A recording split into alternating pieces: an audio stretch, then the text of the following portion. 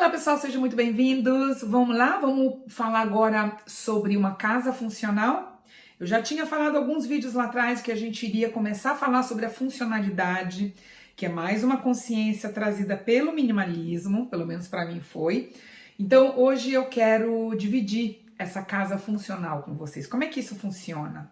Como é que isso acontece? Tá bom? Então, para quem tá aqui pela primeira vez, sejam muito bem-vindos. Eu sou Cristiane Sena, você está no canal 50 Mais com Cris. Aqui é onde a gente divide as minhas experiências, eu conto um pouquinho sobre as coisas que eu penso, sobre as minhas causas, principalmente coisas a partir dos meus 50 anos. Então, antes me dê um like, façam aí os comentários de vocês, se inscrevam no canal, me sigam no Instagram e lembrando, dia 28 de abril, num domingo, às 8 horas da noite, a nossa primeira live, tá? Eu conto com todos vocês, por favor. Vamos lá?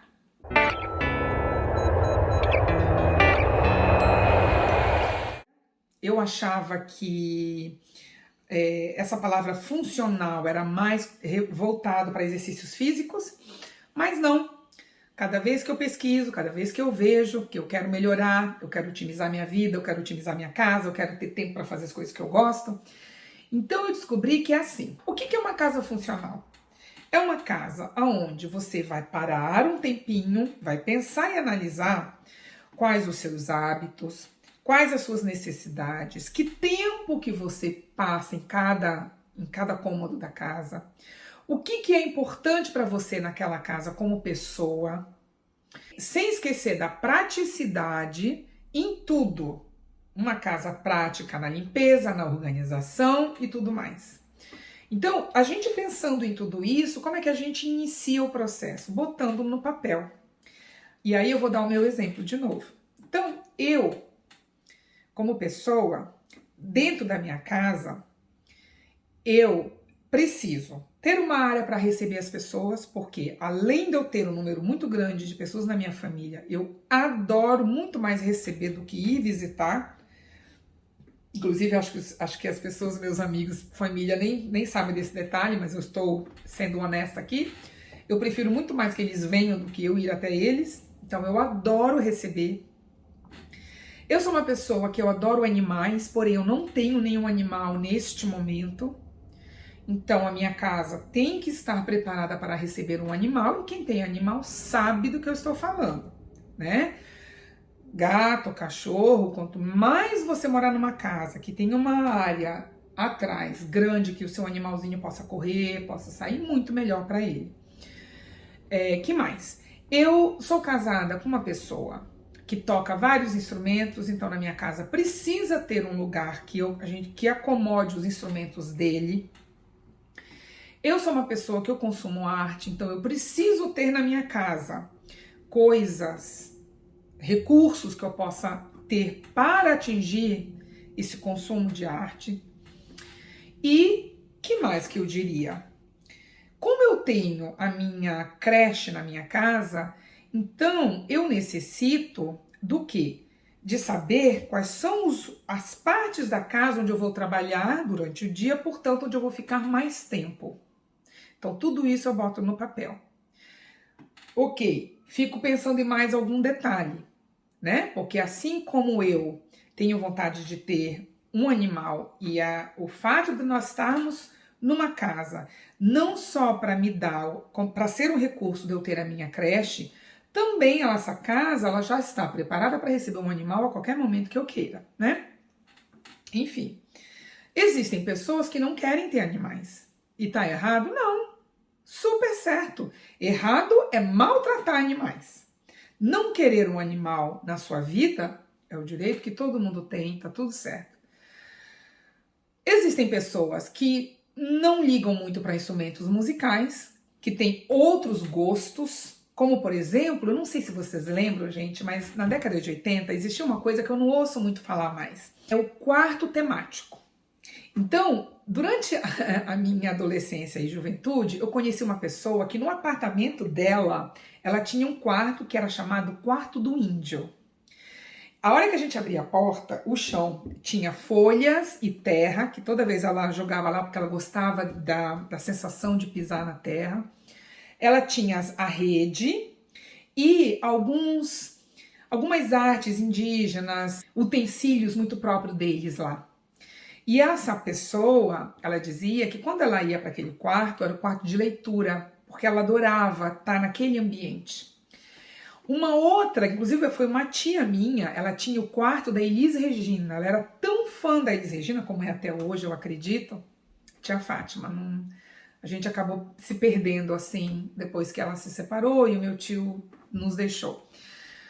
Mas eu lembro que na casa dela sempre teve o quarto da Elis Regina, então a gente abria lá a porta, ela tinha, assim, muita felicidade de mostrar isso, porque como ídola dela e como ela sendo fã, o quarto tinha uma vitrola cheio de posters, quadros, revistas, jornais, tudo sobre a Elis Regina, todos os discos dela que ela fazia questão de colecionar e que hoje em dia a gente não vê mais isso, né? Era uma coisa muito própria assim dos anos 80.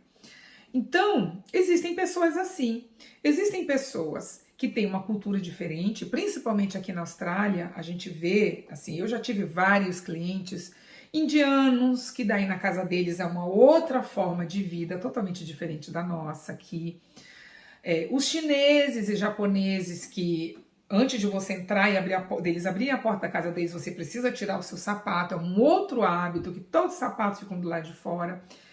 Então, tudo isso a gente precisa ir anotando. Quanto mais informação sobre a nossa vida nós tivermos, muito melhor vai ser essa casa funcional. Então, hoje, na minha casa, eu tenho definido muito bem os locais de trabalho, que são hoje a minha cozinha, o meu banheiro e 2 salinhas, que uma é para ensinar e dar as atividades para as crianças e outra para eles dormirem. Então, essas áreas são as áreas que eu mais fico. Muito bem, eu trabalho ali. O que eu preciso para o meu trabalho? Eu preciso de um celular, eu preciso de um computador, eu preciso de uma máquina de impressora para imprimir todas as documentações que eu preciso dar para os pais e para a prefeitura também. Então, eu arranjo tudo isso nesses 4 lugares. O que é os outros lugares da casa que eu utilizo menos? Um é a sala e o outro é o meu quarto para dormir. Bom, na sala, o que eu preciso ter na sala, né? Já levando em consideração os meus hábitos, o que eu faço naquela sala.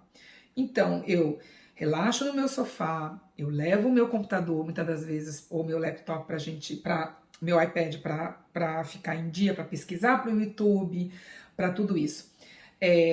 O que o meu corpo necessita para tudo aquilo, né? Cada vez que eu estou em cada lugar, eu preciso estar com o meu óculos, eu preciso estar com o meu aparelho de computador, eu preciso estar com o meu aparelhinho de remédio de nariz, porque eu tenho bronquite. Então, aonde eu estiver localizado na minha casa, precisa ter tudo isso. E aí, hoje, eu já tenho uma bolsinha ali que tem tudo aquilo que eu preciso.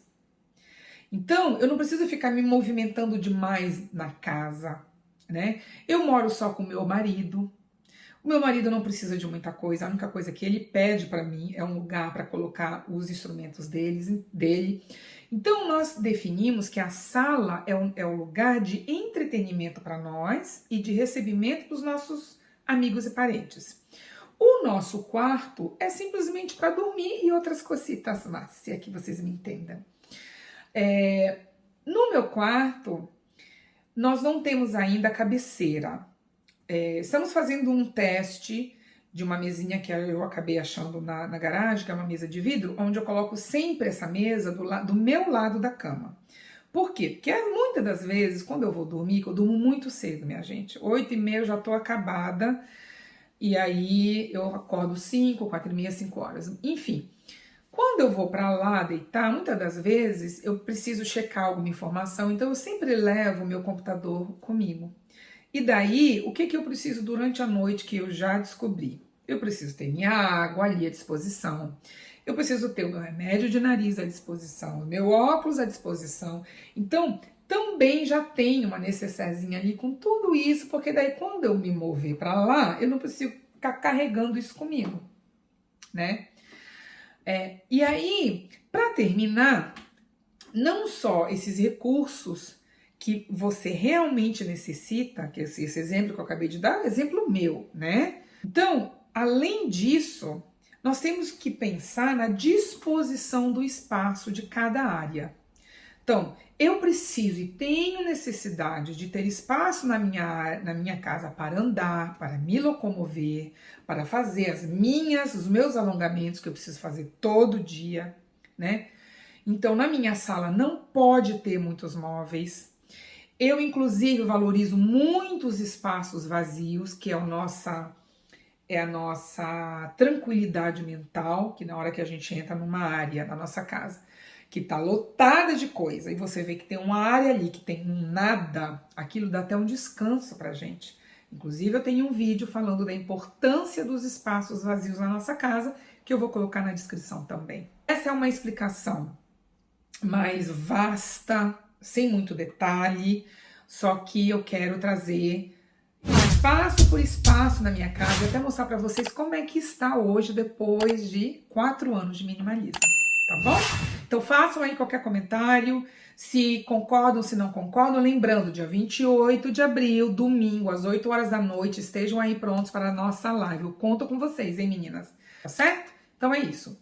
Um beijo e até o próximo vídeo. Tchau, pessoal!